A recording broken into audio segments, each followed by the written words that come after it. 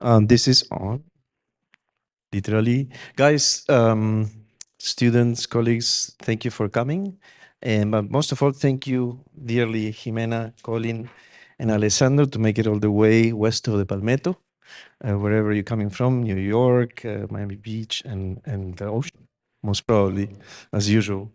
Uh, and it's an incredible, para mí, opportunity to welcome you guys because we've been in many ways affiliated personally, professionally, academically, and also and I think that each one of you has a lot to contribute to a conversation and to a discourse of not just the environment or not just the city, but humanity, because the kind of activism that you're all involved with your own very unique perspective, is something that we want to, uh, see a contagious energy of in the school.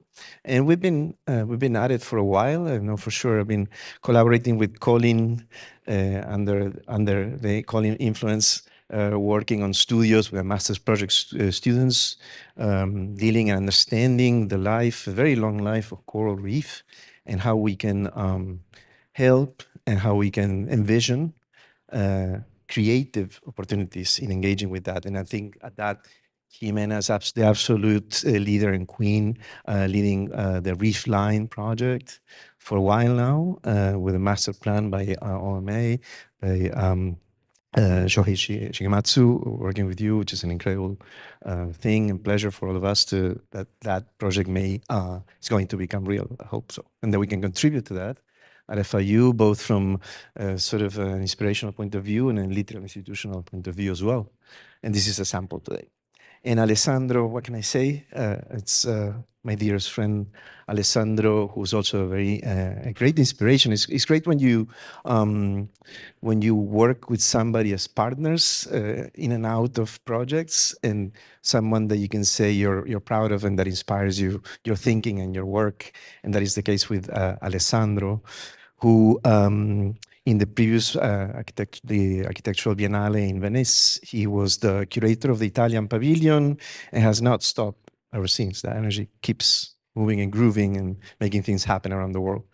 And so today I'm just going to sort of in a very loose way introduce perhaps through my own work. As also people know, I not only teach, but also have a practice or try to have a research-oriented practice that sometimes overlaps with building things and reality. And I'd like to share some of that, as some of these projects, I feel they have something to say or to contribute to the topic, even though that's an image of the reef line. But see if this works. I hope it does. It was working. Or I can do it this way. So I think that one of the contributions that we all make, I think, not just the four of us, but everybody nowadays, is to curate. You not only curate the work that you do, but you also are constantly curating your image, your presence in the world, your output. I think it's kind of interesting because this panel was introduced as there are curators, there are scientists, or there are people researching, there are artists, and the four of us have these components in different ways. And I'm no exception in regards to curating. This was an event that was part of the Italian pavilion at the Venice Biennale, hosted by Alessandro at the Comunità Resilienti. And this is an incredible event exhibition, the group exhibition that was called Feedback. It's about time. And I have soon in Barcelona a new iteration of it that had an incredible roster of people whose work we thought and continue to think that generates a kind of frictional tension across different design disciplines with the world, because they're mostly everybody's engaged in real projects that are built in from different disciplines, from fashion to architecture to environmental design to music and any sort of. And speaking about music, one of the persons involved was Eddie Kramer. Eddie was the sound engineer of Jimi Hendrix, the Beatles, Rolling Stones, Led Zeppelin, and whatnot. And these are the caliber of people like today that join us in these kinds of events. So I'm very happy to always kind of try to produce a spark in that regard. And my own interest on some of the projects that I will show today has had to do and continues to do with the perceptual, the way in which our perceptual apparatus relates to space through architecture and through design in general, through art. Um, and I'll quickly run. I believe the video will not work for this project, but this was a mural project that we did for a gallery in Miami Beach. It was really my making a long story short, after being a finalist of the PS1 competition at MoMA, I somehow taken a derive outside of or exploring the bounds of architecture into art and product design. And this was a project in collaboration with my partner Scott Hall, who's a musician and luthier. And since the last 10 years, we've been working and we're celebrating that in our Basel now. And this is a project really that tried to take sort of the autonomy and authority of the object in the current discourse of the object or the object's qualities, and try to sort of spread it through a notion of an environment, in this case, a wall, which was kind of mapping out the kind of hypothetical movements somebody would make to creating a mural with a paintbrush, except this also became the same geometry that generated that, produced that guitar that you're seeing here, which is a one-string fretless bass guitar. And Scott played it in that event, and I owe you the video. But the point is, we've been engaged a lot with this kind of sort of relational condition between the autonomy of a certain object and kind of questioning that authority. And through that, learning and using all of these machines at FIU, which I've been pioneering, along with some colleagues, exploring the combination of different technologies, and outside of kind of venturing outside of the bounds of architecture in a collaboration with a composer called Jacob Sudol from FIU Architecture, who uses these transducers to produce sounds as they enter in contact with the surfaces. And it so happened that I also entered in contact with the surface to honor a long tradition of rock and roll after that project. But also sometimes venturing outside even of that very tradition. This was an event we did last Art Basel at the Ritz-Carlton South Beach, where we created 7 music instruments for the Miami Symphony Orchestra, led by Eduardo Marturet. And these instruments were played by orchestra, and they're going to be played again at the Compound December 6th. Just showing you this because in this kind of voyage outside of architecture, in and out of architecture, it's been always sort of about understanding the body and the kind of consciousness of the body in this particular relation. And this was a little play, a little game. I know Alessandro likes some of these images here. And ultimately, this is some of the artifacts that we created that always sound and they sound loud and experimentally. These are not instruments literally to be played by the orchestra, even though the orchestra wanted to do that. They sound much better when they're also challenging the musician's zone of comfort, because they don't have frets, they don't have trastes, they have 1 or 2 strings, so everything automatically people are playing in an experimental zone, and they have a certain kind of imagery which was complemented by a kind of pedestal. I always dislike the notion of pedestal, especially when we exhibit architectural models on neutral pedestals. I thought pedestals should actually be the art too, or be engaged in that communicational capacity of the art.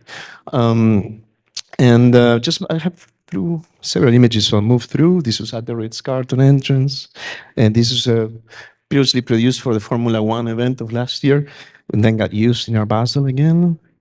And through all these experiments, it's been about kind of moving a certain genetic code from artifact to artifact and seeing what adaptations it acquires in regards to the co-optation of its functions to a new performance, like in this case of this bass guitar.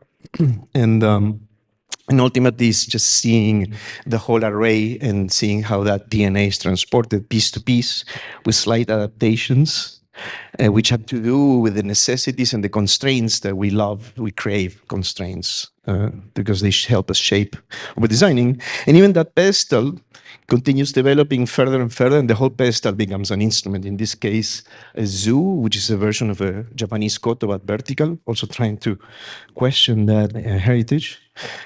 And this was a version of the piano, a first prototype, which is a piano by Blüthner, which is a German company based in Leipzig. And And further on, these kind of instruments, we got interested also in the performative diffusion and feedback between musicians. Hereby, this is how do you say, a lap steel guitar that's played sitting down, a lap guitar, in combination with a xylophone. So it's kind of forcing musicians to share a space of intimacy and to see what expression emerges when they are simultaneously playing, which is something they do and they improvise, but not sharing one artifact. In this case, there's more to be said about sort of certain species that end up co-opting and end up subsuming other species that inspired by strangler fig trees and other species found here in Miami. And this was the cover image of a recent conference in Barcelona, sort of a reaction to AI. But this was a project that combines two primitive instruments called serpents, which are these S-shaped elements at 90 degrees from each other, and negotiated so that you have a strange hybrid device that is played by one musician sitting down and one standing up simultaneously, kind of making this kind of sensual provocation also for the musicians being so close. And then we have the result. We're happy to, after a few years, using these tools here at the school and at Miami Beach Urban Studios, that we're beginning to control the quality. And this is some of those earlier guitars that are exhibited at the Caixa Forum in Madrid. But the instrument, this was a lead up, kind of building up to this project, which was a collaboration with the artist Victoria Modesta, which is a bionic pop artist who's an amputated leg, and Anouk Wipprecht.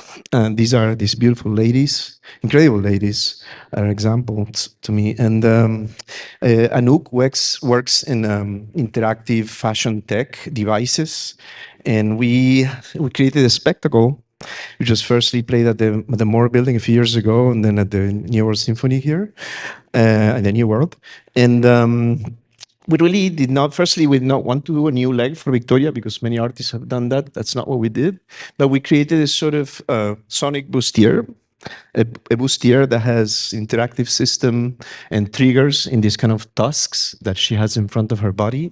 They're calibrated to the gestural work that allows her to trigger and control sounds as if it were a wah-wah pedal manipulated with the fingers.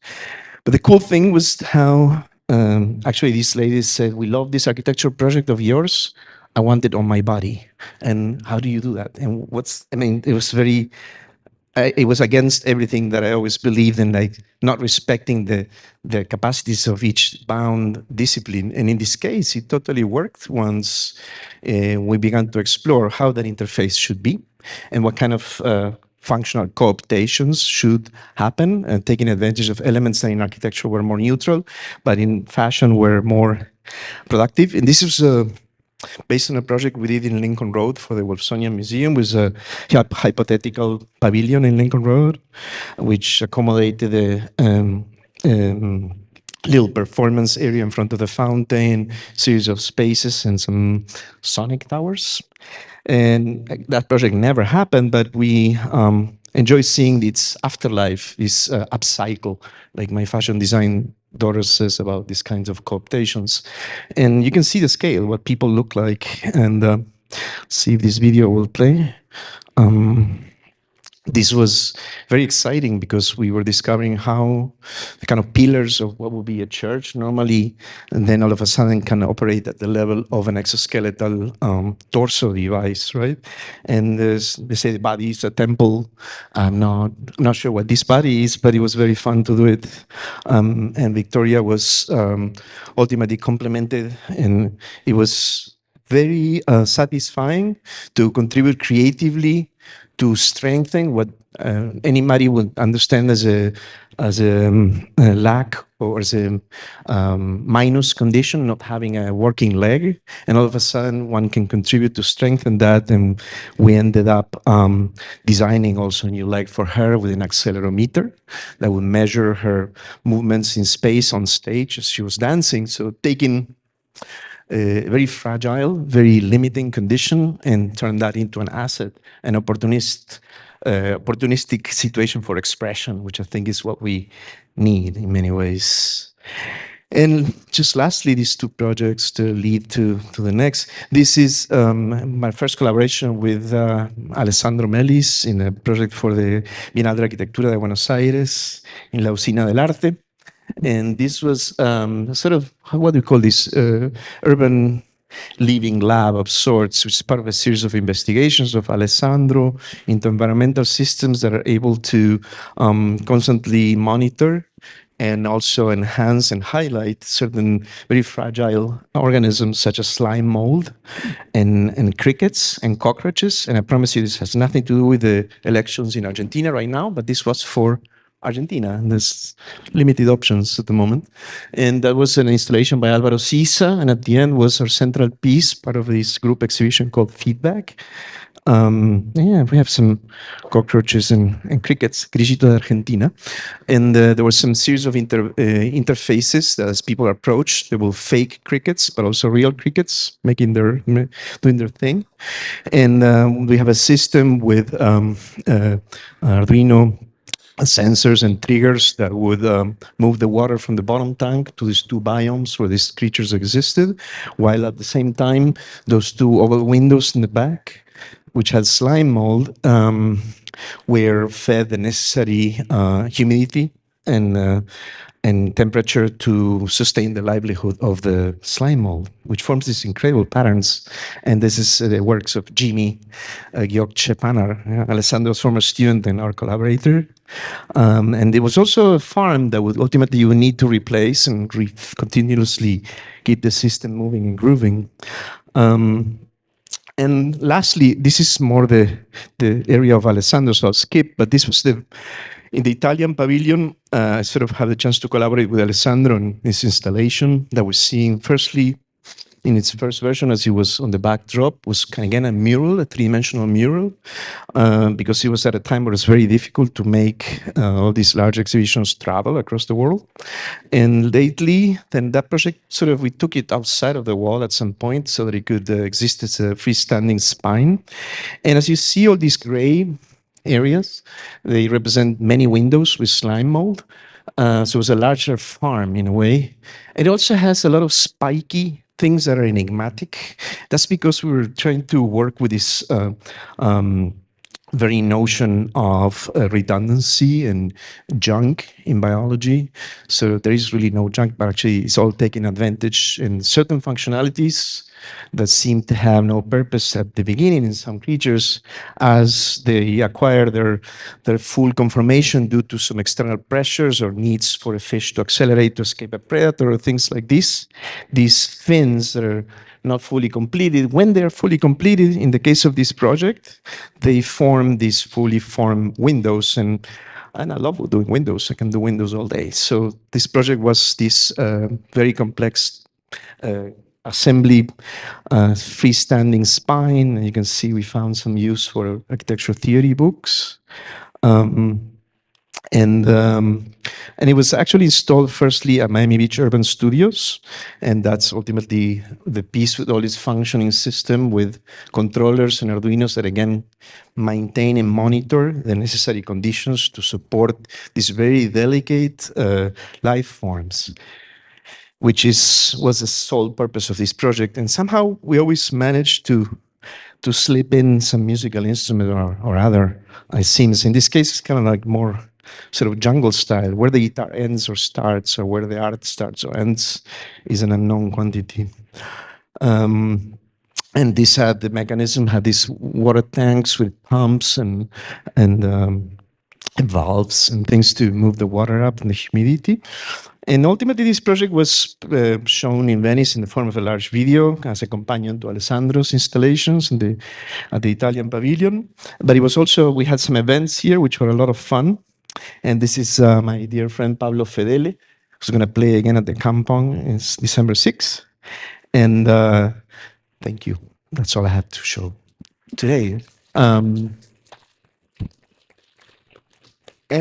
I'd like to invite my dear friend Jimena Caminos, and I'd like to introduce you as well, if I can see Jimena Caminos is a non-traditional curator, cultural entrepreneur, and philanthropist. She is artistic visionary planner for the Underline, a 10-mile park and public art corridor in Miami. Most recently, Caminos leads several approaches to promote ocean conservation and combat climate change. She founded the cross-disciplinary cultural platform Honey Lab and the nonprofit Blue Lab Preservation Society, which addresses water pollution and climate change. She's co-founder Aurist.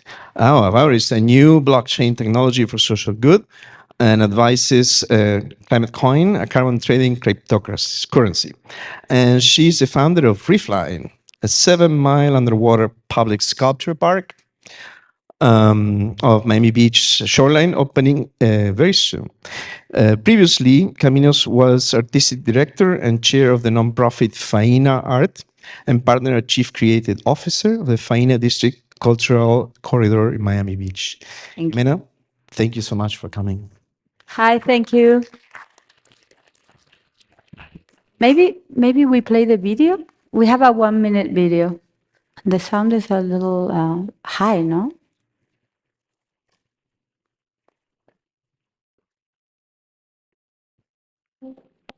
The Reefline is using the power of art.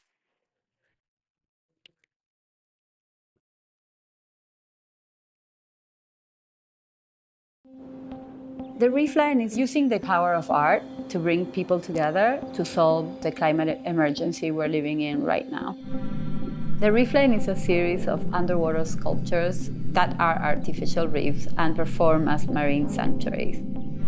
The great thing about this project is we're collaborating with a lot of different scientists and experts in oceanography, coastal engineering, as well as ecology and biology to really contribute to a more scientifically sound site. It's really hard to get an artificial reef permitted. And so we've been working with the Reefline to design project-specific criteria, not only to meet these regulations, but to go above and beyond so that we are enhancing the aquatic environment and not impacting it. Einstein said it, like before being a scientist, you have to be an artist. So using the tech of science with the creativity of art, I think it's a pretty unbeatable formula.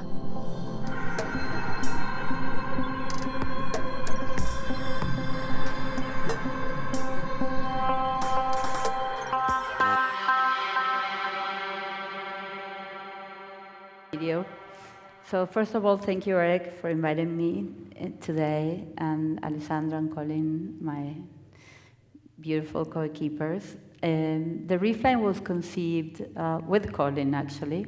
At the living room of my house, we were sitting on the rug talking about art because we've collaborated. I've commissioned some of Colin's work before when I was chair of fine arts. And out of this incredible conversation, it was very inspiring. He was sharing with me about how a very poor sand replenishment project had smothered all the reef offshore Miami Beach, and how DERM, the Department of Environmental Protection, had declared that area as an area where artificial reefs could be deployed. So we decided to apply with this incredible idea to Knight Foundation, to the Knight Arts Challenge Award, which is a very difficult grant to win, and we won. And that gave us the faith that that our idea had legs. So we matched Knight Foundation's grant, and we started the process of re-permitting or reissuing that permit. Then COVID hit. It was like a 3-year window that brought us to where we are today. And I'm very happy to announce that for spring 2024, we will be making our first deployment. The city of Miami Beach, we got a really incredible call one day, and they asked us to join them in campaigning for something that's called the GEO bond, which is a government-backed bond where the city issues a bond on their facilities and proposes the citizens of the city to tax themselves. To tax themselves to get certain projects done. So they declared Reefline a cultural anchor. I think the mayor called me and said, "Now I get it. Miami is full of art, so why wouldn't there be art underwater? And they called us an underwater sculpture park. We are an underwater sculpture park, but we are much more than that. So then the New York Times called it, New York City has the High Line, Miami has the Underline, and now Miami Beach has the Reef Line, which makes sense because anyway, we'll all be underwater soon, right? So the Reef Line is basically, in a nutshell, a 7-mile-long artificial reef, snorkel trail, where each of the modules is designed by a different artist. My background is the arts. I'm not a scientist. I surrounded myself by brilliant minds. Here's one of them, Colin from Coral Morphologic. You're going to enjoy his work after me, I think. And then incredible engineers, marine biologists, designers, and amongst them OMA, which is the Office of Metropolitan Architecture of Rem Koolhaas, with whom I had worked previously to design the FINA Forum. So I moved to Miami to create the FINA District, which is a large-scale cultural district. And I chaired the arts program. So I created a public arts program for Miami Beach to elevate and enhance, all the cultural life of the city. And that's how, at this point of my life, I realized that the Reef Line touched upon all of those topics that I really cared about, which is working under the only CEO I respect, which is Mother Earth, and then using art as a tool for change and raising awareness, and then creating a beautiful think tank of brilliant people to collectively design solutions, for some of the world's big problems. Where, ground zero climate change at Miami Beach is very easy to see what's happening. And the Reef Line will not be a solution, to the world's problems, but it is an example of how we can together come and create collaborative and creative solutions using all the tech that's at the reach of our hands. So, do you want me to go quickly through I'll show the phase 1. How do I move this? Conecto? I think you're gonna have to. Okay, I'll do it here. Yeah, thank you. So this is a very formal letter I had to write to the Geobond Oversight Committee that controls the $5 million we recently received. Imagine. So the $5 million that the city gave us is for phase 1 and 2. We divided phase 1 and phase A in 2 subphases, phase 1A and phase 1B. This is a section that OMA created to more or less show where the reefs would be deployed. It's outside the swim buoys, more or less, depending on the depth, 600 feet offshore, maybe a little bit more. Also, if you see the little thing that Eric made and you see that beautiful sculpture in the flyer, that, for example, would never be able to be here at 600 feet offshore. We will have to go much deeper because it doesn't fit in what the design criteria for an artificial reef. So the challenge our artists have, and it's not just artists, it's also designers and architects that are, creatives. They have to design reefs that somehow fit inside that cage, which is the parameters, the design criteria. So where you read experimental reefs, that's the first phase that's the original permit that back in the day went all the way to north of 4th. And there's already I think a dozen, no, Colin, more or less? Yeah, artificial reefs there that are thriving. And they served as proof of concept for ours. So phase 1 reef line is north of 4th. This is the team. Brandy Reddick, she used to be the director of cultural affairs of the city, and thank God now she's our executive director. Shelby Thomas, young and brilliant. She's one of the most experienced artificial reef deployers in South Florida. Chris O'Hare, he's the actual sculptor that's making the reefs. Jason Cummings, engineer. Alberto Latorre, architect. And then Colin, of course, Shohei Shigematsu. Lila, who I think she came here to FIU to do her PhD on materials, because we're trying to be, or to create best practice artificial reef making. So far, artificial reefs are a little bit of a Frankenstein. They're not so cool or great. Diego Lirman, UM, Kate Fleming, Bridge Initiative, Tori Linder, founder of Path of the Panther, and Sheena also Cummings Siderberg. So of course, education, community outreach, ecotourism, economic impact, phase 1.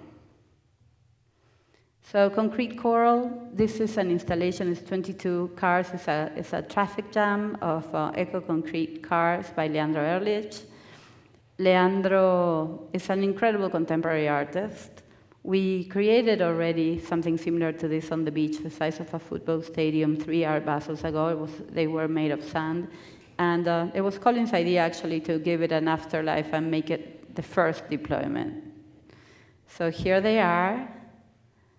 This is the layout.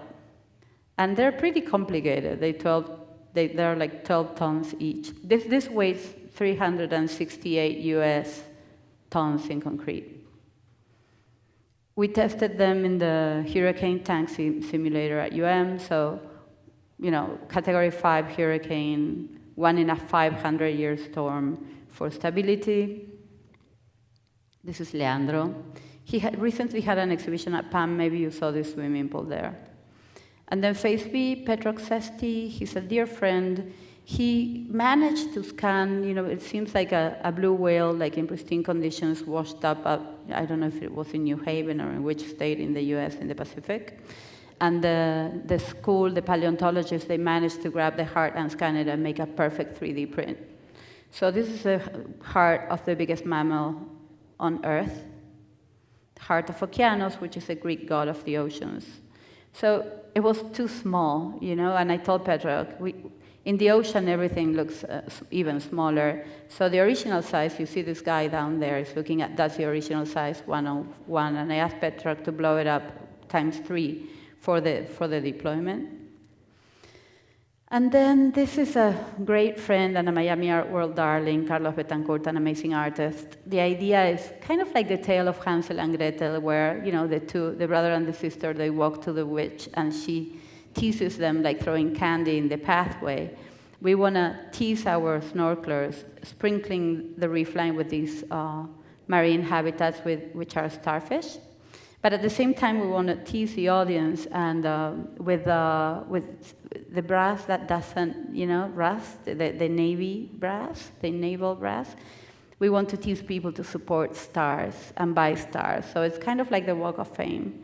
In Hollywood, you'll be able to sponsor a star. So this is an incredible installation. I love it. This is Carlos. These are just explorations that OMA did. They did so many topiaries for corals, a lot of exercises, a little bit of their work. They're very out-of-the-box thinkers. Really enjoy working with them. And these are like biofunctional structures. So this is what these are like based on geological reef structures. So this is what a reef would look like, kind of like an unbaked chocolate chip cookie. So they're not that pretty. They're incredibly, they are like incredibly functional.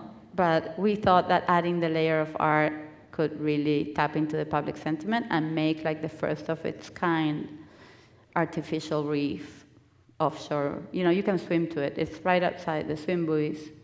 There's a little bit of background, and Trident Submarines, these are partners of ours. So the investors in this company are Ray Dalio and James Cameron.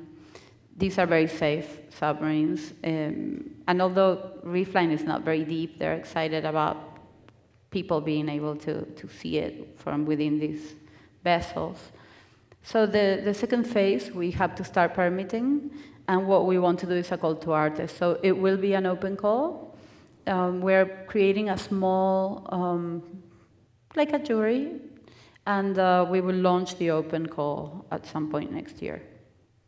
Timeline, these are just achievements that I had to put together to show that we have a lot of skin in the game. And the fundraising, grants, and permitting, it's a very complicated thing to do, to what we're doing. I would have known, I would have done it anyway, but I would have been more mentally prepared to the amount of time and complexities and technicalities that something like this requires. And then we use art for community outreach, and a lot of because my background is the arts and I worked with amazing artists, a lot of the artists, they really understand this and they generously support, these type of things.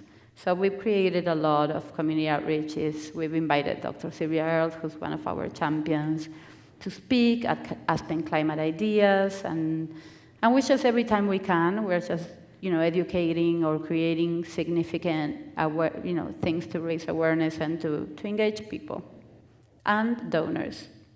Right now, we're actively fundraising. So this is a little bit, maybe you saw this screen on the beach on the top left, Rafika Nadol, Machine Hallucination Corals. We presented this 3 years ago on the beach. Now it's sitting at MoMA in the lobby. MoMA bought it. So we have a track record of trailblazing. These are some of our partners. I hope FIU is there soon. Some of our donors. Knights, the Sofers, the Limdas, Blavatnik, just like friends. And that's it.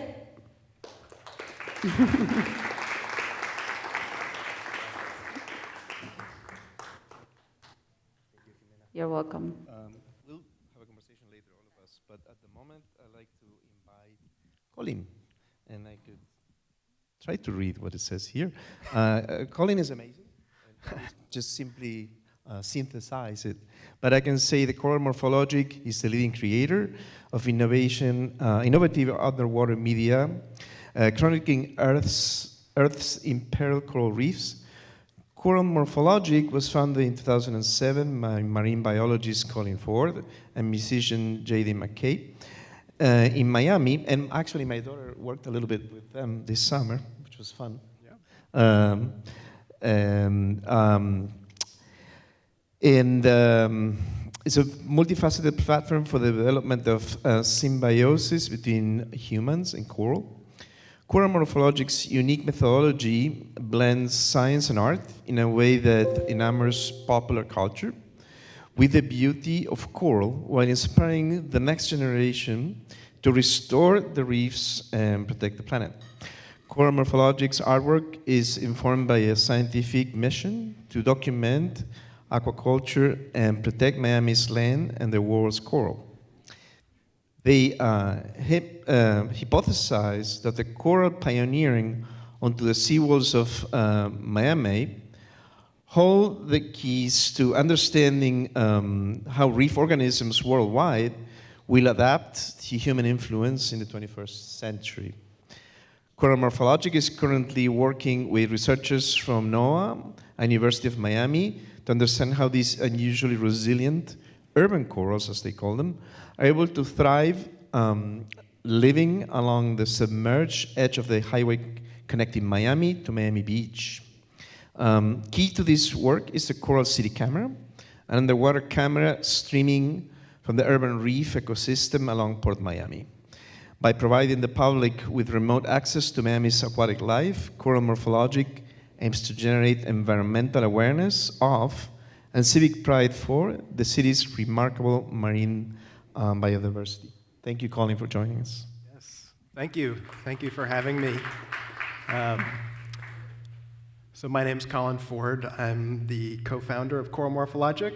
We are just entering our 16th year here in Miami. And this is a city that we like to think of as the coral city. And there's more than just metaphor. It's literally a coral city. And it's these metaphors that we like to explore in our work. So this is a pretty good shot of Miami from the water. You can see that we don't have a lot of elevation here. And throughout the city, you can find coral in the architecture. So I think this on the left-hand side is taken on Biscayne Boulevard. And this is about 125,000-year-old fossil brain coral.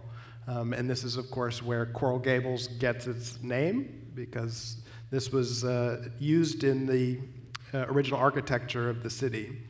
So what is Coral Morphologic? It's a good question. Still working it out, but I'd like to think that it's a Miami-based multimedia effort inducing human-coral symbiosis through science, technology, and art, in an attempt to catalyze a collective paradigm shift in our understanding of life on Earth and the awareness of the micro-macro cosmos. So, if you're not familiar with the classic Eames film, Powers of 10, you should check it out. It was kind of birthed here in Miami. And this is something that I think corals do very well. They kind of allow us to see things on the small scale and on the larger scale. And I think that that's an important kind of perspective that we need to see the bigger picture. So this is a photograph taken just near the Coral City camera at the east end of Port of Miami. And you can see that we literally have corals growing right up on the shoreline, right here in Miami-Dade County. And that's South Point, South Beach in the background. So we're not really that far removed from the coral reef, and that was a big element of why Coral Morphologic was started, was to raise awareness that Miami is on the third largest reef tract on the planet, but it wasn't really being represented in the pop cultural identity of the city. And when we started in 2007, this was really when the art scene in Wynwood was kind of developing, and this idea of hybridizing art and science seemed like a really important way to introduce this conversation outside of the world of science. So, coral in Miami, it's our past, it's our present, and it's our future. The geography of Florida is pretty much been informed by sea level rise and fall over many millions of years. It wasn't that long ago that you could walk several miles offshore. The sea level was about 300 feet lower than it is today. And then there was times before that when everything was underwater. So the Florida Keys are basically the old coral reef, because the reefs are the builders and they create the structure. And then when the water level goes back down again, it creates the land. And of course, again, we can see this type of coral fossils in the architecture all throughout the city. It's one of my favorite things to kind of look for. So as far as art activation and art installations, this was an installation we did last year during Miami Art Week on the Arch Center. And when you look at the Arch Center, maybe now, especially after you've seen this picture, you'll think about it this way. But for me, I've sort of saw it as almost like an Art Deco pyramid. Art Deco coral reef, a coral head with a ziggurat structure. And so it gets you thinking about, with sea level rise, if we don't do anything to curb our fossil fuel emissions, Miami as a city and all of our architecture is threatened by this sea level rise. But the flip side of that is that the marine life can utilize it as their own structure, as an artificial reef itself. And so this kind of makes you think about what the city might look like in the future if it's underwater. These buildings are structures that are ideal for corals to grow on them. And that project, it utilized 16 32,000 lumen projectors. It's about 300 feet wide and 150 feet tall. It's one of the largest projection mapping projects in the country. And this is an installation that we were commissioned by Miami-Dade Art and Public Places at the Virgin Voyages terminal. And so this is what passengers who are boarding the ships, they pass through these doors that are flanked with coral videos. I guess I'm not going to have any luck playing the video, that's fine. But it's sort of like this, you're passing through a threshold. You're sort of leaving every day. That's fine. Yeah. sort of you're leaving your mundane, you're getting on a cruise ship, you're going into the tropics, and corals are kind of a nice way to leave the ordinary and enter the extraordinary. And this is, we're always trying to do collaborations because we don't want to just speak to the people that already know about corals or are aware of the environmental threats that corals face and the planet faces, and utilizing pop culture as a vehicle. I think corals are really a powerful tool because they're so colorful, and the geometric patterns that they produce as they grow their skeletons are also really they're really attractive, and they're eye-catching. And so, you think about Miami as kind of a neon city, it's a nightlife city, but I think a lot of people tend to think of Miami as kind of an artificial place, and that neon is kind of artificial, but the reality is that corals are the original neon city builders of Miami, and I think that that's a unique opportunity for the city to create a platform that is really grounded in something important and isn't just an artificial neon, but it's something with depth. And more recently, we did a collection of swimsuits that were designed out of entirely sustainable hemp and cotton materials, printed with these coral photographs of corals that we grow in our lab in Allapattah. And for every one of these swimsuits that gets sold, it plants a coral in Bali through the ocean gardeners. And these are the types of collaborations that we're interested in, that are sort of elevating awareness, that are attractive, but also doing good for the corals and the environment. But we're also building coral labs. So my background is in marine science. I studied marine science at the University of Miami. And when I was there was no coral aquaculture. Nobody was growing any corals. The only corals were dead skeletons.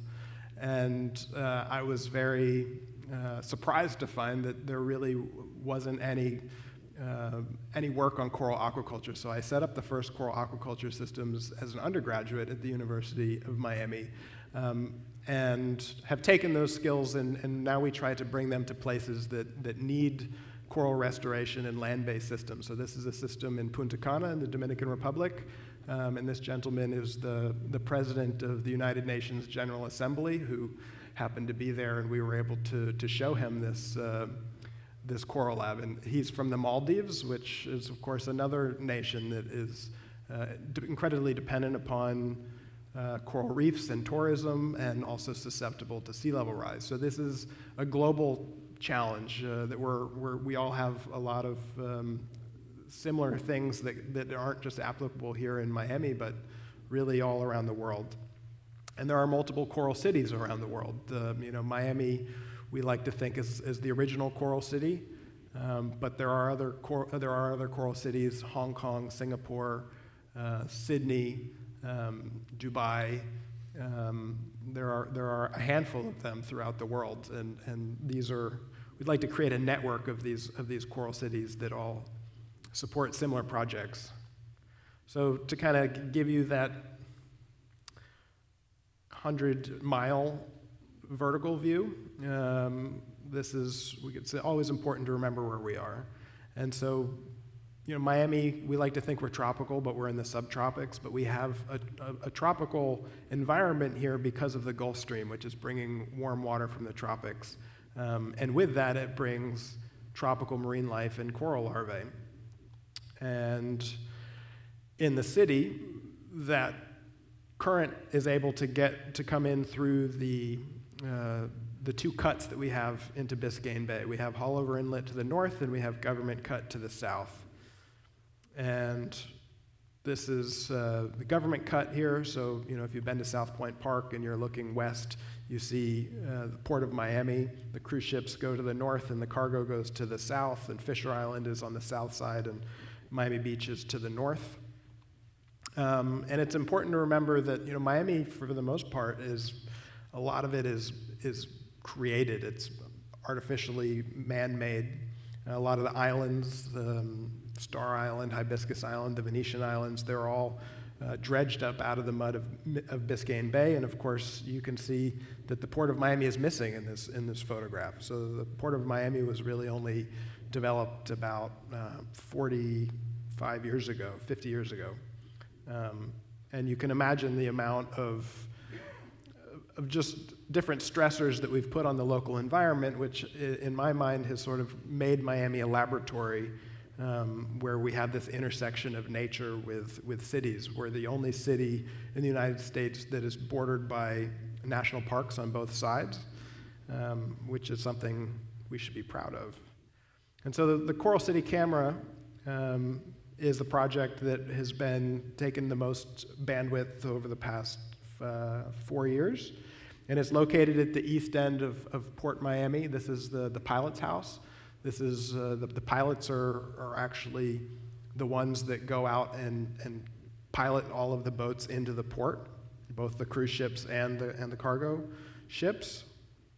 And you can kind of see it at the very end there. You have this riprap. So this is limestone boulders. It's limestone that was probably mined out of the Everglades, and it was deployed there in 2010, primarily to protect the shoreline from erosion. Because of course, this is a problem with storms and with future sea level rise. We need to protect this very valuable and important real estate. And the port is, of course, one of the most important parts of the city. It's the economic generator. But inadvertently, these limestone boulders actually created a really amazing artificial reef habitat. So we have this is the Coral City Camera, what it looked like before we put it underwater. And we've put it right at the east end of the port. We get on the internet, we get our electricity from the pilot's house, and it streams live on YouTube. You can watch it. You can watch it anywhere and everywhere, and it's incredible the amount of marine life that we see, and we see stuff like this almost on a daily basis. And we've seen more than 200 species of fish, and we see manatees and seabirds and occasionally dolphins and sea turtles. And so this image right here, this is this riprap. This is just the limestone boulders. And you can see that these are all different types of corals. There's more than 25 species of stony corals. That's half of the biodiversity of Florida's coral reefs that has naturally recruited to these boulders just within the last decade, which again I think is quite remarkable. And as a scientist, this is kind of what we have been studying with scientists from NOAA to understand how corals here are able to survive so well, whereas lots of corals offshore have been dying. And so I'm sure you heard this summer there was a really bad bleaching event because we had some of the hottest, I think the hottest temperatures we've ever had. And so what you see here, let me play this again. This is a time lapse from the beginning of May until middle of October. And these are staghorn corals. And they were transplanted there by the University of Miami. So these are corals that were not native to the port, and you can see that they really didn't survive. So you got to see them. They were growing first, and then they bleached, and then they died, and they were covered in algae, and then eventually they just sort of become part of the rock again. And this is kind of what happens in a coral reef. But the camera's been able to create these time lapses that nobody's ever been able to do before. So it's both art and it's science, and now we have a nonprofit foundation where we're trying to get the Coral City Camera into all of the public schools here in Miami-Dade County, because it's just such an equitable way to get young people interested in the underwater world here. So, in a nutshell, that's kind of what I do through Coral Morphologic, and you can follow our work online, and you should watch the Coral City Camera on YouTube. You can just have it up on your screen or on a television, smart TV, and just have it like a fish tank on the wall. So thank you very much for having me, and look forward to having the panel.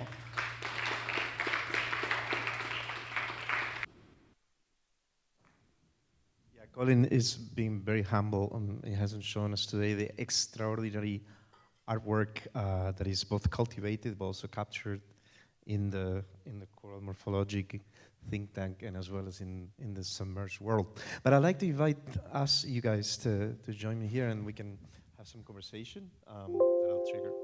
Please come in. Not before Alessandro presents. Oh, it's not important. No, I'm really sorry. That must be my anxiety to talk with you guys. What embarrassment. Well, I already said the good things about Alessandro. I can just say, please join us, but I'll introduce Alessandro. Alessandro Melis is the inaugural IDC Foundation Endowed Chair and Professor at the School of Architecture and Design in New York Institute of Technology. In 2021, he was the curator of the Italian Pavilion at the Biennale di Venezia. And Alessandro has been nominated Ambassador of Italian Design, ADI, Italian Ministry of External Affairs in 2021 in Paris, and 2022, New York and in Washington. Previously, he was director of the International Cluster for Sustainable Cities of the University of Portsmouth, director of postgraduate engagement at the University of Auckland, co-director of the TPAI program at the University of Applied Arts in Vienna and Levante, visiting professor at the University of Dessau, Politecnico di Torino, University of Perugia, and honorary fellow at Edinburgh University. Alessandro has been around. The relevance of his contribution to research is evidenced by 200 plus publications by as many citations in popular publications, and by conferences at institutions such as the University of Cambridge, MoMA, China Academy of Art, and TEDx.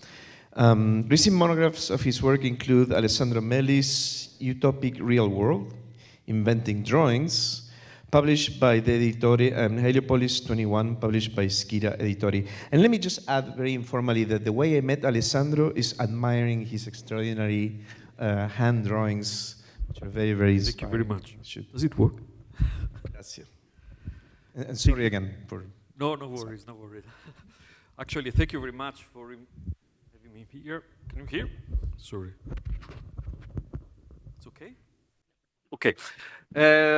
No, I want to thank you actually because this is a great opportunity for me also to explain that everything you see here in the presentation, basically the only names you will not see pop out are Eric and mine, but the reason is because basically this is something that stems from so many discussions that I would say that this is our platform in a way, not only mine, but also platform mine and Eric's platform that is the result of so many discussions about the importance, and this is another reason why I'm very thankful for being here, is the fact that I'm here with Ximena. These discussions are mostly about the fact that we know, according to the studies that we have done about exaptation, so let's say the most innovative revolution in biology taxonomies in the 80s, we know that we cannot overcome the crisis that we're facing today without redesigning the shape of the taxonomy that make, for instance, that build a distance, for instance, between science and arts. So, according to Heather Pringle, who is very influential paleanthropologist, there is actually no difference between technology, science, and creativity. It is a construct that we have been built very recently. So, in a way, what she's also saying is that creativity is a survival emergency mode that can be activated with multidisciplinary approaches. This is why it's very important, the project that we have seen here about the Reef Line, that is bringing together these two concepts in a way within a new taxonomy that I think will be very fruitful in the future. And I'm also very thankful to Colin for having shown how, in a way, there is a lot that we can learn if we only pay attention to what we could call, according to Telmo Pievani, the best designer in our planet, which is somehow related to the, he doesn't like that you say precisely like this, the natural selection or nature, different aspects of these components. So how these these agents operate, natural selection, for instance, actually in the opposite way, according to the taxonomy developed by Stephen Jay Gould and especially Richard Lewontin, when they expressed for the first time when they coined the term spandrel, in the opposite way that we thought. So the intelligence of nature is also contained in the ability to create redundancy, variability, and diversity in structure, and then copt, as Eric was mentioning before, and this is why I love particularly your work, and then use cooptation to use this creativity as a possibility to respond to scenarios that are not expected. So in a way, this has a lot to do with how we educate architects today. You know, have you ever heard during a studio someone telling you, you're doing this, but this is not intentional, it's not good? Well, actually, this is a problem because according to Telmo Pievani, something that is not intentional could become a reservoir of possibilities. So this is how the Italian pavilion has been designed. And has been designed a very specific period, 2021, during the year, because that year, for the first time, I don't know if some of you probably remember, has been issued the Inequality Report 2021. The World Inequality Report for the first time is telling us that there is a convergence between inequality and environmental issues. So it's not possible to build a just society, or let's say, that is not ecological, or it's not possible to be sustainable without being just.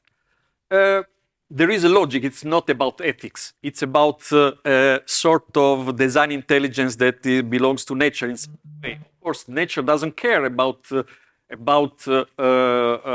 being ethically good or bad.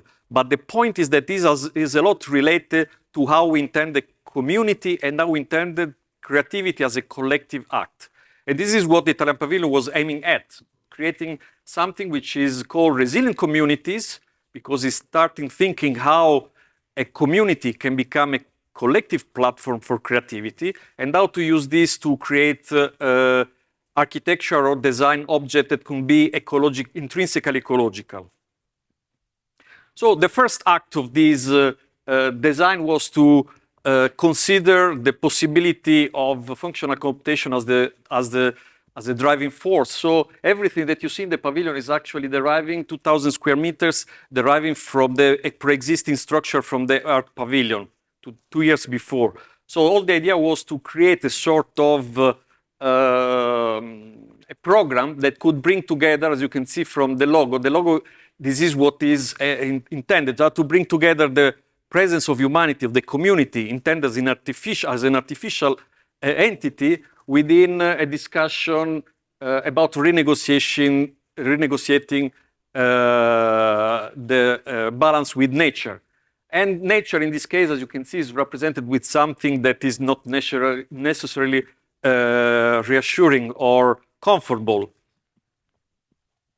So this is, in a way, let's say the diagram that has been designed together with a team of evolutionary biologists, a team of the architects in the Italian Pavilion, and also, let's say, with all the participants to the curatorial team. And this is, in a way, trying to describe the fact that if we perceive the possibility to use design as a reflection of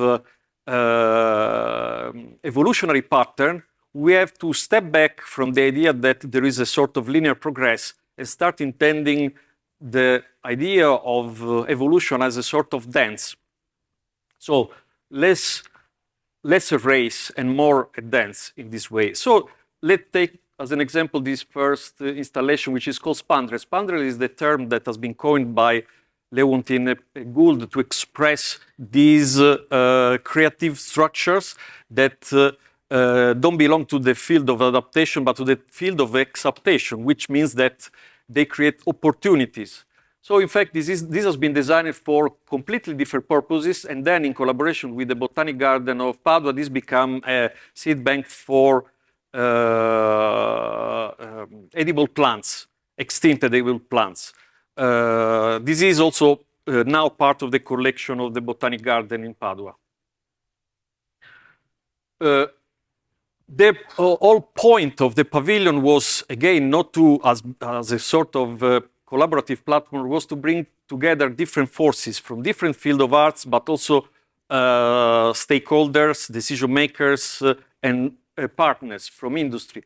So you see, this is the central square of the pavilion that shows this part of these collaborations from the construction of matter, which is this installation done with material that in a way degenerate, or let's say they blend with nature during time.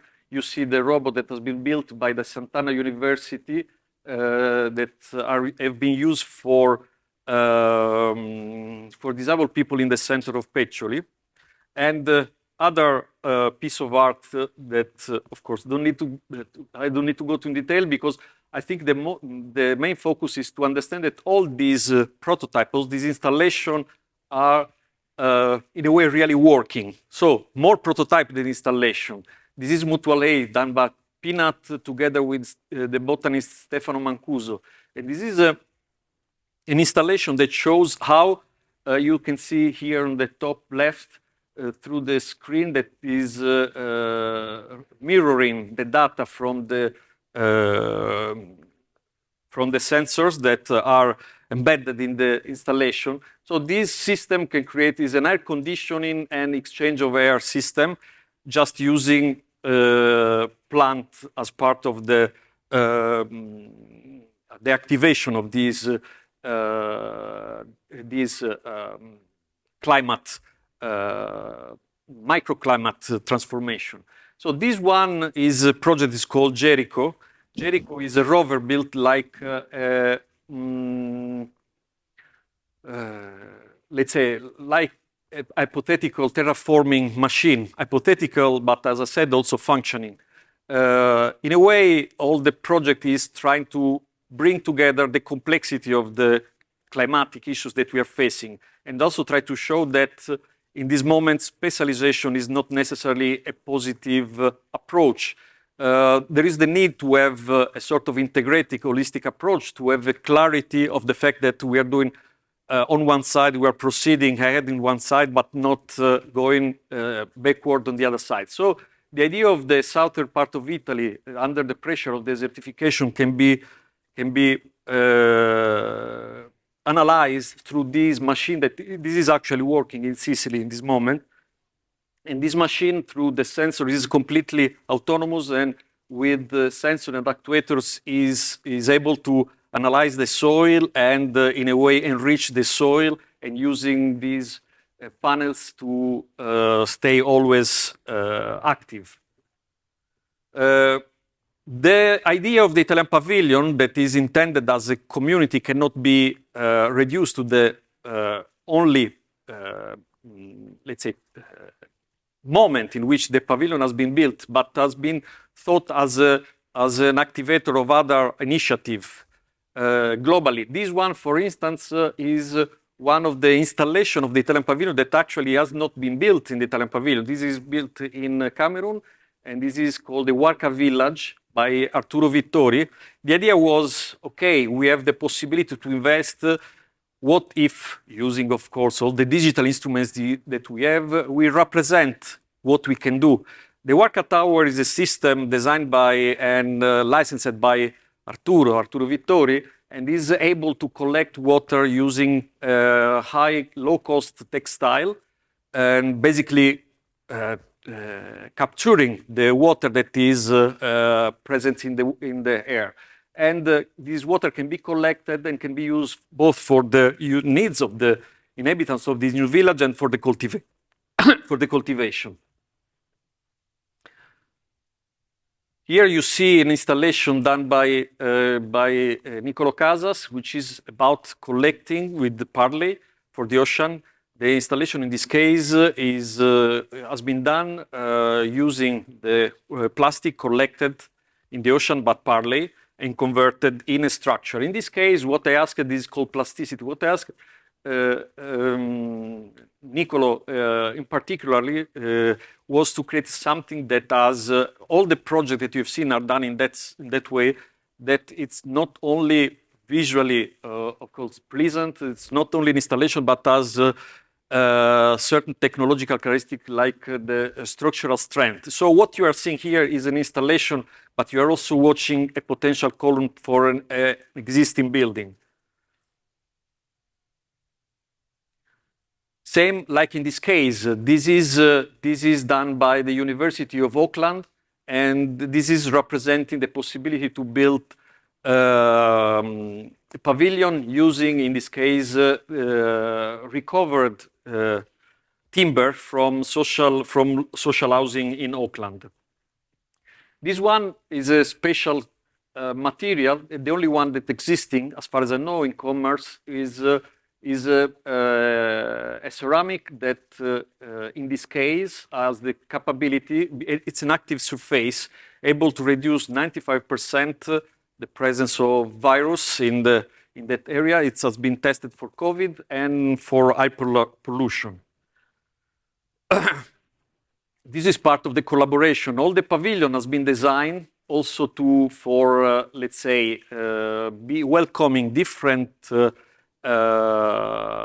form, let's say, of diversity, and has been tested because of the special way it has been designed with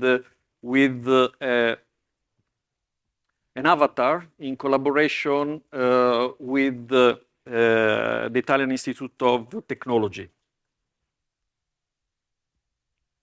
In here you can see other collaboration with Cooper Union and Zadid. This is a pop-up library that has been designed by Patrick Schumacher.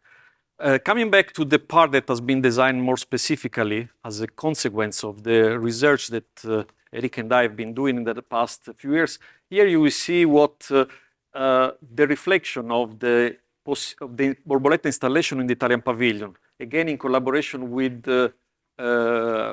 Jumur, Gökçe Pinar, and Liam Stambles. The black box, in a way, is just the interface of Borboleta designed by Eric in this context. And as you can see, by the way, we also have presented this in our recent paper, not only as, again, also an installation, but this is presented, or I would say, has been peer-reviewed as the first window, first opening that uses living organism as a sunscreen system, zero energy. So what that means is that this surface, thanks to the way we farm the slime mold through oat and humidity and all, we are able to deal with the expansion of the mold or making this shrinking. So we are able to control at a certain level the opacity of these structures. So they are, let's say, officially windows that use organisms like louvers. And here you see how this idea has been developed for other experiments, using this also in these biosphere that contain aeroponic system. Again, when you see genoma, this structure, again, I'm not going to detail about the specific aspect, ecological aspects of the structure. What I would like to highlight is that the structure you see here is designed from an engineeristic point of view to bear more than 400 kilo per square meter. So it is designed according to Italian standards to be an effective building. So what you are seeing there is a building, is not an installation. That is also designed against seismic forces. So you can take this and use as a building that has inside the structure the beams and the columns, aeroponic system, slime mold farming, and as you probably understand from the image that Eric was showing, as an envelope that is designed responding to the logic of Borboleta, which in a way represents a sort of a hypothetical building.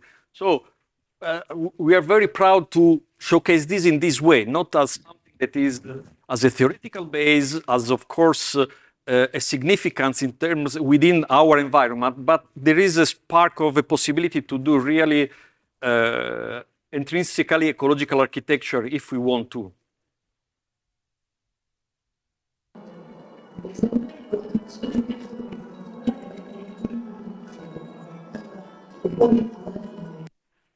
Just for fun.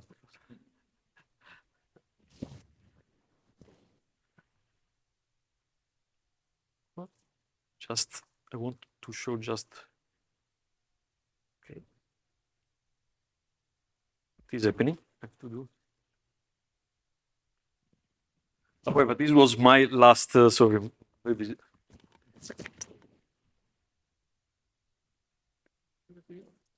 Oh, it's fine. Fine. I just want to, I know that would like.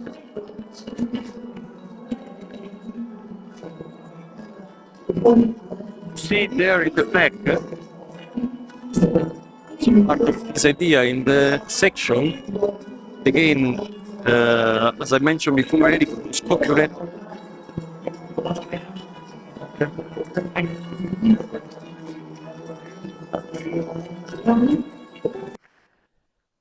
Well, we like very much that the water is not clean anymore. And that, oh, sorry, I thought there was something else happening. That the back area with this garden is part of the project. And also in that case, we have been able to use our data collection to show how much during the duration of the Italian pavilion, we were able to reduce the emissions, CO2 emissions. So in a way, all the information, everything that we have built there has been monitorized and all the information have been collected. And also today we are collecting this data and we are, let's say, creating the opportunities for a series of interventions that we will build on this design. Some of them together with Eric. Thank you. Thank you.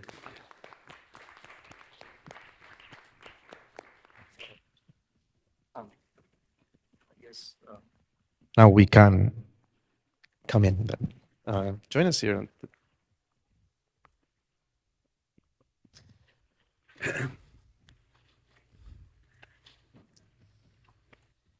Well, thank you very much, the three of you. I think your great presentations, at least super teasers for just talking with an open agenda. And I think that something that strikes me about the work that we've heard about and seen today is the amount of complex collaborations that are engaged in these projects. And I look at you, Colin, and I think you're collaborating with so many that are underwater. You're collaborating with the ocean, and that's an extraordinary feat. No, I mean, not that, of course, Jimena will also be doing that with the Reef Line, but it's already happening in ways that are extraordinary. And Alessandro and I will both talk about the ways we collaborate, but you also work with a whole lot of people, and the Comunidad Resiliente is an extraordinary example of generating, we call it a movida, right? In Argentina, in Spain too, and other places, like a movement, a way in which a collective is able to represent the ideas that are larger than the people are there really.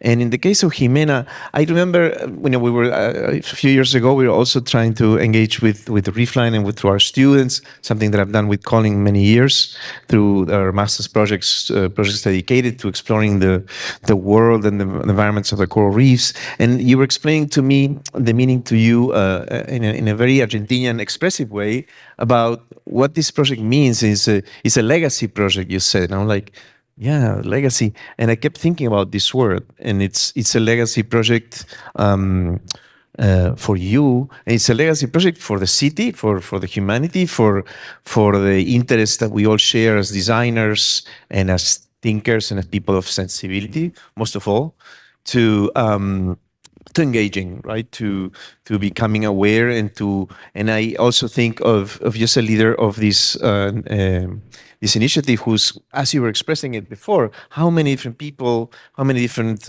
key players, agents, organisms, and artists you have to work with, and I think that's admirable. And just It's just I don't have a question really. I have The one thing that I was just coming with Alessandro from a meeting at the compound earlier this morning, and we're at some point we're saying this is so cool because the part that the part that I really like in the project is the one that we don't know about, and the way that I think we all work is with this side of it.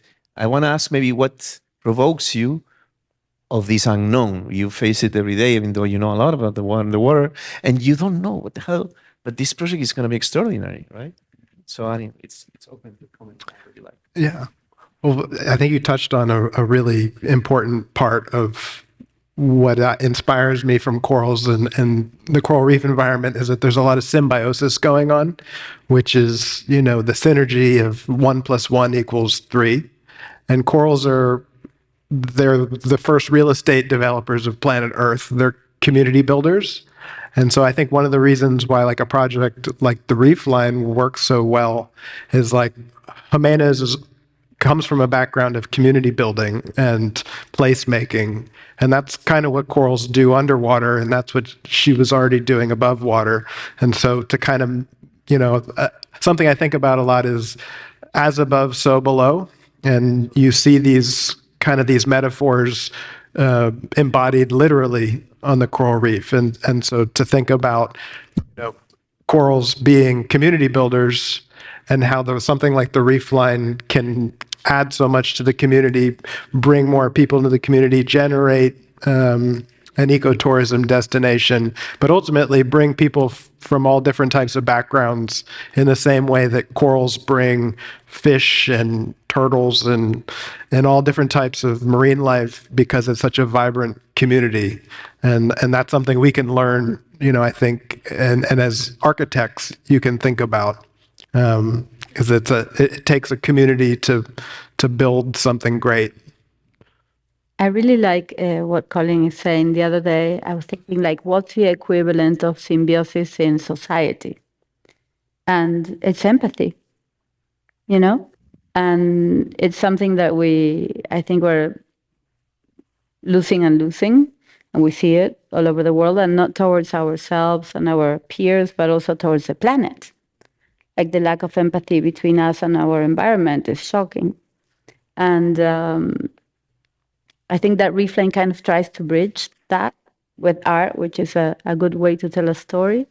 But I also like something Alessandro said, and I don't remember it now because you said so many interesting things. But I kind of like have the notion of it, which is like creativity and science and design, I think you said, technology are like the same thing. It's just that in different forms or with different like architectures, if you want, architectures of thought. But they are the same. So these projects, in the end, this is what they're showing. That there is one place where everything springs out from, and then it takes form, right? But then it can really take the form you want. And I think that the problem is what we want. I think that there is a point that usually when we arrive to a discussion in which we have to admit that the status quo is not an option, we need to be more radical, go in a different direction. There is a part of us that start feeling that the problem are, let's say, humans, in the sense that we are the one who destroy biodiversity. But there is one aspect that has been recently come to my attention, a recent study in Nature that is showing that the presence of human in the deep time has favored biodiversity in many cases. So since this is not happening now, the problem, I just want to reassure the people that say, the problem is not the presence of humans. The problem is how humans have interpreted their position, let's say in the last, let's call, maybe 200, 2,000 years. And for me, this is important because also the project that you were showing, this came to my mind when you say about symbiosis, because we always interpret this idea of empathy as something that regards also human. If we are just able to transfer this form of empathy also to non-human, in wider sense, we will arrive to the position that allows human to be part of, let's call this biodiversity and be also driver of the biodiversity.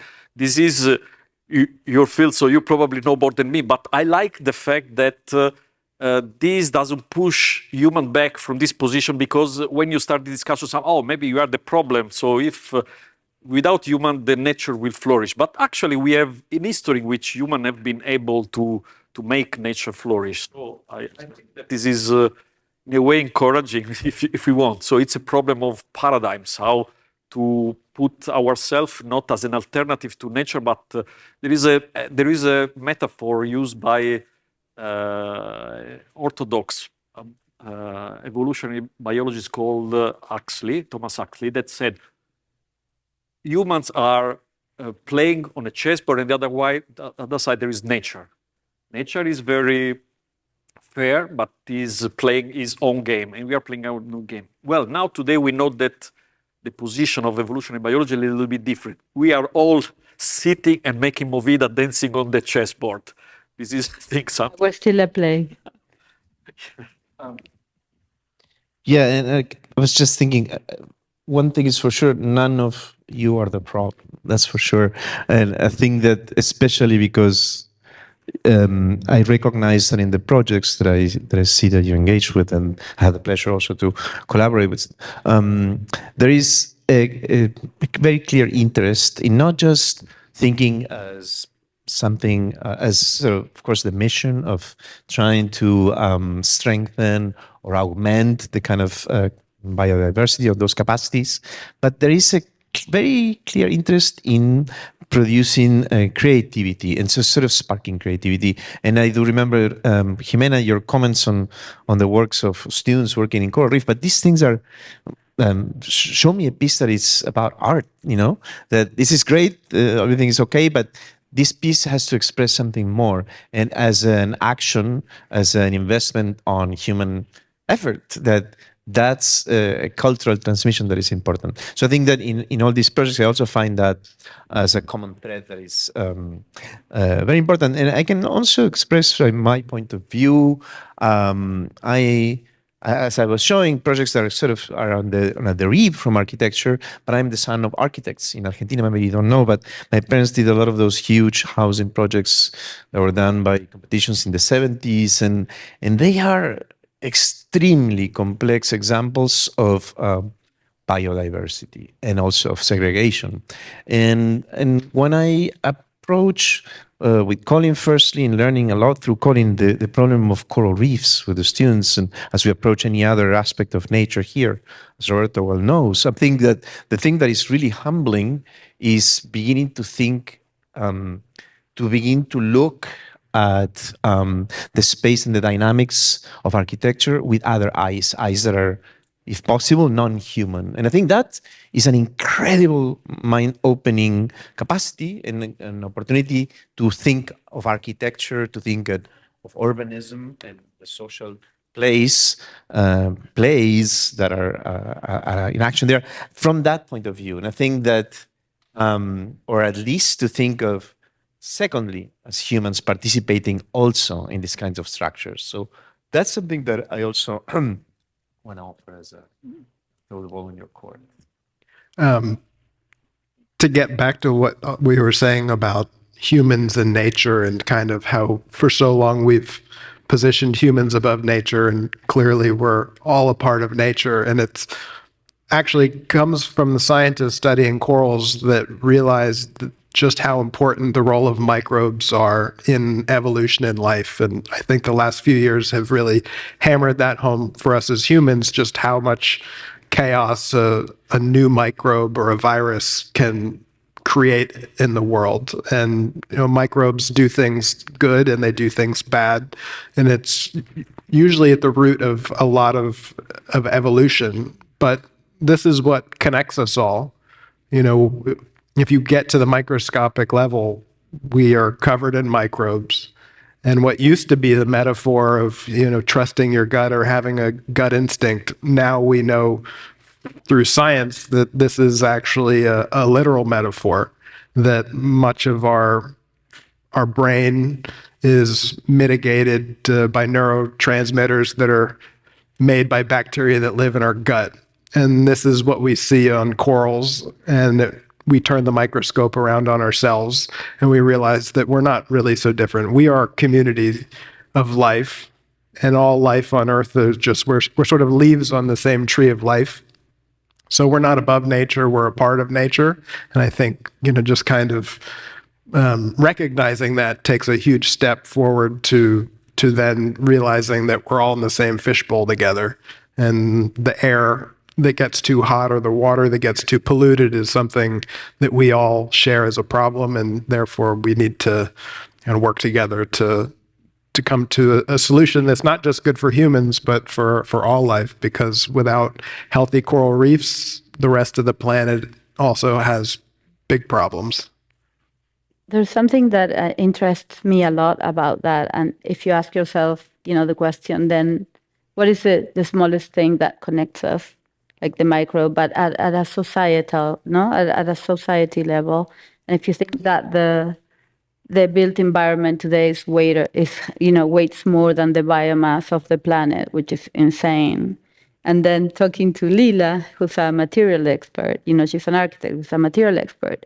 Materials might be the solution, like maybe it's in those tiny, big but small decisions where we can really make radical change. Because the question, all our ideas are great, but we have 6 years to get to 1.5 or less 1.5 degrees, and we're not going to solve it if we don't make drastic decisions. So which are the simple, drastic decisions that we could make? I don't have the answer, but I think materials is one of them, because it's not just what you use, it's how you acquire it that has that huge impact. And if those materials were materials that didn't cause the problem that the materials we use cause, then at least we would buy ourselves more time to become smarter, I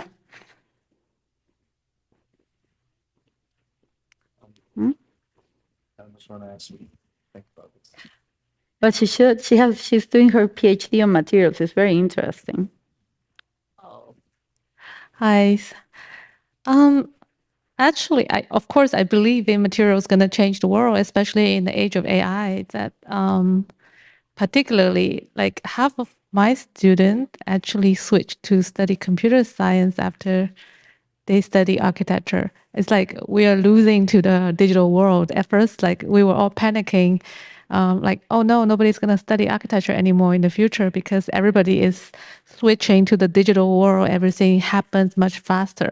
But in reality, we're still living in the physical world that is degrading, that is facing a lot of challenges, and is made of materials. And we still have to make material choices on a daily basis to construct this physical world that houses us, right? So I'm actually looking into the intersection of how digital helps physical, how physical could reverse to digital, and how these two could work together. And hopefully AI is going to help us accelerate the development of material to help us make better material choices to help all of us who are non-material scientists to understand material better. So this is kind of my current take on this problem. Thank you. Making a bio rock, which is really interesting. Actually, I'm interested in using it in the reef line. Imagine if our modules actually grew, like a real reef would grow. Yeah, that would be amazing. No, I think honestly, for some time now, I mean, somehow involved with people. Let's say I was talking about this with Alessandro at Columbia University in the early 2000s, very early 2000s. Was a student there and then a professor there. And my professors were the people that were pioneering the sort of like paperless digital culture revolution that stemmed from Columbia University, that was stimulated by the person that created this building, Bernard Tschumi. And then I've seen at the time, even prior to that, in the late 90s, a curve that was putting a lot of investment in the sort of virtuality of the digital culture and the sort of augmented, all sorts of possible realities. All is great. And I see then many of us got involved in projects that if you were not going to build it, then it's not even worth considering investing time on that. That's still my ethos. I try to only spend time on something that's going to have a chance of having a physical consequence. I try, and I see that descending, unfortunately. Even though I love what you're hearing that from you, though, in general, there's all this interest of exploring imagery through AI and whatnot, which is to me like, retracting to those moments of early sort of digital culture. And I think the real challenge is there where you are saying what Jimena is pointing at. It's kind of like exploring what new material manifestations these ideas may have, and what new ideas can you have about what needs to engage with the physical, real, existing environment.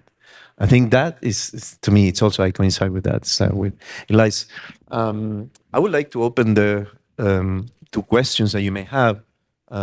Shout. Yes. I was wondering if you guys had looked at biowork. Not surprising that it's something that doesn't happen sooner. But I know, like in the 90s, there was this thing called biowork. When a low voltage electrode, you put a concrete in the water, basically. She was just saying that she's into that. Yes, Colin, maybe you introduced us here at FIU 6-7 years ago when we began doing this to BioRock, and it's great because it's wireframes that can become extraordinary, right? It's great to hear that you're working on BioRock. I think the short answer is that the fellow who patented it is very protective over his patent, and sadly has perhaps prevented other people from academic settings to investigate it independently. That's just my outside perception, and that sometimes is, that's a limiting factor when somebody has a good idea but doesn't want to let it grow. But I think that now maybe people are starting to figure out how to get around that roadblocks, and that's exciting because for coastal cities and infrastructure, it seems like it could be not just a great way to create artificial reefs, but to create breakwaters and coastal infrastructure. Any other questions? Yes, go ahead.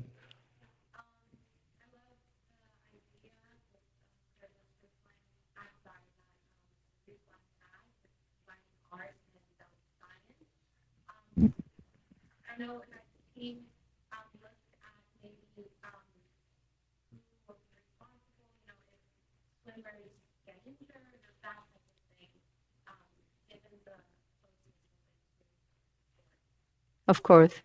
Yeah, we had a whole 3-hour meeting with the city about that today. So, of course, when you deploy an artificial reef, you add swim buoys and special types of buoys because we are outside the swim zone. So you don't want anyone getting run over by a boat or anything like that. So yes, there are parameters that the state enforces, and also there is you work with the coast guards. And there's all sorts of safety measures, and not just for people, also for the fish, because we don't want, predators or human predators to come and fish, for example, and, to kind of harvest what an artificial reef will nurture, because marine life does thrive. So we are also working to protect and make the reef line a sanctuary, a marine sanctuary, and a hope spot. We're discussing that with Mission Blue. So yes. It's very important.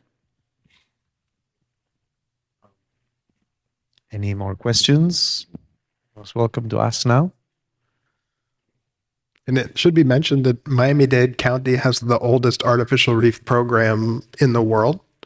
And so this is a legacy for Miami. And this was, I think, one of the things that excites me about the Reefline project is, Miami doesn't usually get credit for radical progressive thinking and ideas, and this is something that we deserve the credit for, and now to combine it with art is really amazing. And the thing also about these sculptures and artificial reefs, and even reefs in general, is the artwork that goes in the water when it's on day one is really just the start of the sculpture begins to evolve.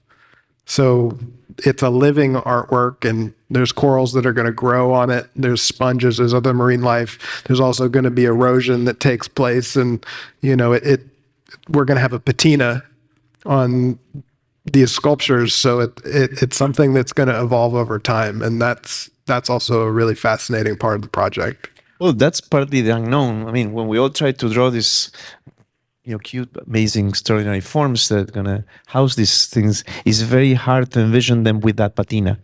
It's Yeah. even hard to represent and to faithfully transmit what it will feel like. Nothing will be smooth. Yeah. Eventually, very fast, it will not be smooth. So, but I like to think that we can end up with this idea of the venturing into the unknown. And I'd like to thank you very much, dearly. Can I say one last Go ahead. thing? Because I think that you mentioned one point that I would like to reinforce a little, because I understand there are students here. So now I try to speak more as an educator rather than the designer. So you were talking about 6.5 years, right? We are talking about also the risk of the 2030, the agenda 2030. So I would like to reinforce this position. Now we are in a different phase, and we have to consider what is happening like something that is less theoretical. We need to be more activist. What I'm trying to say. The point is that our generation was watching till the 90s this project like this, the one that you show, something that very interesting, speculative. We use this word, speculative, articulation, speculative, blah, blah, blah. Okay, so now you have to be very careful, because if we don't start considering this project as a need, real, practical, we start losing opportunity to survive in not a longer term.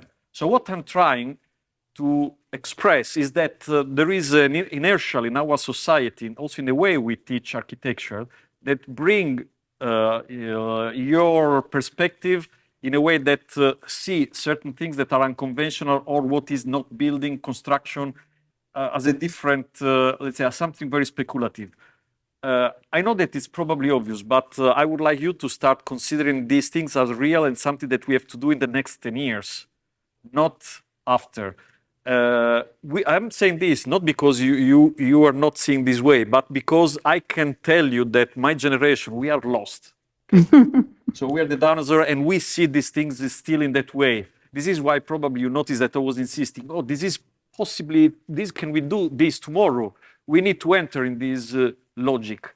And when we talk about materiality, I totally agree with the fact that materiality is a key, because I forgot to mention, but 2020, actually the biggest drive to the idea of the pavilion was the fact that in 2020 there was this groundbreaking paper by Ron Milo called about living mass, global mass. For the first time in 2020, the artificial mass has overcome. This is a research by, I'm sure this is part of The it. biomass. Yeah, the biomass. So Ron Milo and the Weizmann group, okay, I'm sure that, but I think it's important to tell the students very clearly that the word that you are taking from us is a completely different word, and the way you see what is feasible and not feasible should completely be different. So the status quo is not an option, as I said before, and we cannot solve the problems with the instruments that created them. So I'm not complaining. I'm saying Do something. we cannot. So we can be the way I say to my students usually, you know, that this happened also in the 14th century with the crisis, big climate crisis, and then Leonardo da Vinci and these kind of people. Yes, Leonardo da Vinci is not here, is there. Here he is. Maybe he's. Okay, sorry. Thank you. Sir. Once again, thank you so much. And thank you all, guys. And go do it in the studio. Thank you. Thank you.